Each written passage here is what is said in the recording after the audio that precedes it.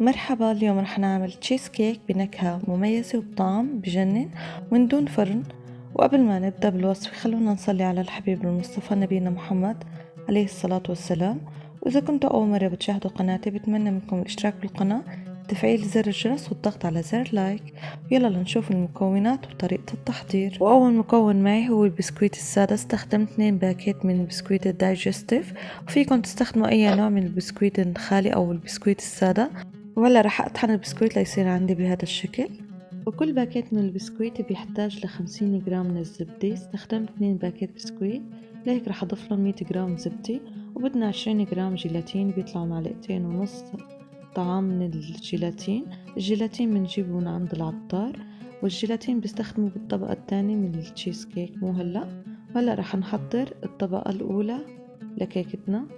مندوب الزبدة وبعدها بنضيفها فوق البسكويت المطحون، وبنخلطهم كتير منيح لحتى يتشرب البسكويت من الزبدة. بنخلط كتير منيح البسكويت مع الزبدة. وهلأ بنزلهم بقالب التشيز كيك قياس وسط، وبنرص الطبقة الأولى كتير منيح وبندخلهم للبراد لمدة نص ساعة لبين ما نجهز الطبقة الثانية. افردوا البسكويت كتير منيح بالقالب، حاولوا ترصوا البسكويت بالمعلقة.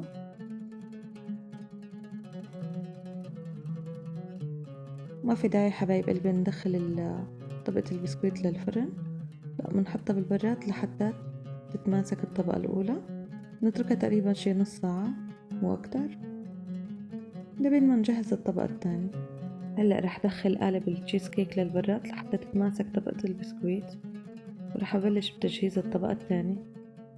للطبقة الثانية بحتاج ل6 قطع جبنة كيري بنكهة القشطة، أو أي نوع جبنة انتو بتفضلوها، بس المهم تكون بنكهة القشطة. بهرس قطع الجبنة بالشوكي، وبعدها بضيف جبنة كريمية بنكهة القشطة. أنا استخدمت علبة كاملة من جبنة الفيلادلفيا وزنها 200 جرام. فيكن تستخدموا أي نوع جبنة كريمية انتو بتفضلوها، بس مثل ما قلت لكم أهم شي تكون بنكهة القشطة. نخلطهم كتير منيح مع بعض. وهلأ رح أضيف فوق الجبنة نصف كوب من السكر الباودر ومعلقة صغيرة من الفانيليا. وهلأ بخفقهم بالخفاق الكهربائية. فيكن تستخدموا الخلاط لحتى تحصلوا على قوام ناعم. بنخلط وبنخفق الخليط بالخفاق الكهربائية لحتى نحصل على قوام ناعم وكريمي. حبايب قلبي، بهاي الوصفة فيكن تستخدموا كوب من الكريمة الشانتيه الباودر أو كوب من الكريمة السائلة حسب المتوفر عندكن. أنا استخدمت الكريمة الشانتيه الباودر، هذا الموجود عندي. هلأ بجاطة بضيف كوب مقاس من الكريمة الشانتيه، وبحط فوقن كوب من الحليب البارد. بخفقن بالخفاق الكهربائي لحتى تتماسك عندي الكريمة.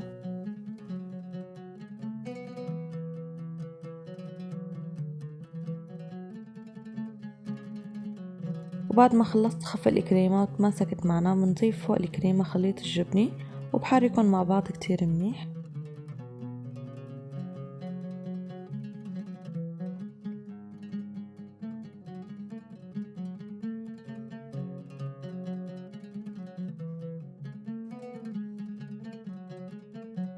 وهلأ رح أدوب الجيلاتين مشان نضيفه فوق خليط الكريمة والجبنة. عندي 2.5 معلقة من الجيلاتين 20 جرام، ضفت فوقهم نصف كوب من الماء الساخن. بدوب الجيلاتين بالمي، هو ما رأسا بدوب، بده هيك وقت شي 3-4 دقايق ونحن عم ندوب الجيلاتين بالمي السخنة. وبعد ما داب هلأ بضيفه على دفعات على خليط الكريمة والجبنة ومنقلب. ما منضيفه فرد دفعة، لا منضيفه على دفعات.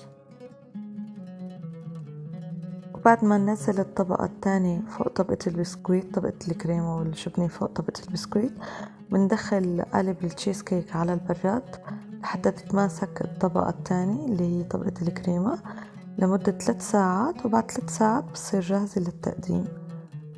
هلا خلصت هيك تقليب، بخفقهم بالخفاق الكهربائي لحتى أحصل على قوام ناعم وكريمي. هذا القوام المطلوب. هلا رح انزله فوق طبقة البسكويت اللي هي الطبقة الأولى. ماسكت عندي بعد ما دخلت البراد لمدة نص ساعة. نزلت الطبقة الثانية وبفردها كتير منيح فوق الطبقة الأولى بحاول ظبط وجه الطبقة الثانية. بدخلها هلأ للبراد، خليها تبرد تتماسك الطبقات ل3 ساعات، وبعد 3 ساعات طلعت قالب التشيز كيك من البراد. وهلأ رح أزين التشيز كيك بمربى التوت الشامي. فيكن تزينوا حبايب قلبي بأي نوع مربى انتو بتفضلوه بتحبوه، مثل البلوبيري أو مربى الفريز، انتو المتواجد عندكن واللي بتفضلوه زينوا فيه التشيز كيك. بفرد المربى على الوجه. هلا رح افك القالب وورجيكم النتيجة النهائية من وصفتنا، وصفة التشيز كيك. ان شاء الله تنال اعجابكم. بسم الله الرحمن الرحيم. شوفوا لي هالشكل ما احلى. وهلا رح اقطع قطعة من القالب لحتى ادوق واعطيكم رأيي بالوصفة. شايفين كيف تقطعت معي القطعة بكل سهولة، وشوفوا ما شاء الله شكلها بشهي، وطبقة البسكويت ابدا ما فرفطت، بكل سهولة تقطعت معي. التزموا حبايب قلبي بالمقادير، بتنجح معكم الوصفة، بتطلع معكم أطيب وصفة تشيز كيك. بتشكركم للمشاهدة والمتابعة، وباي باي بحلقة جديدة وصفة جديدة، بأمان الله.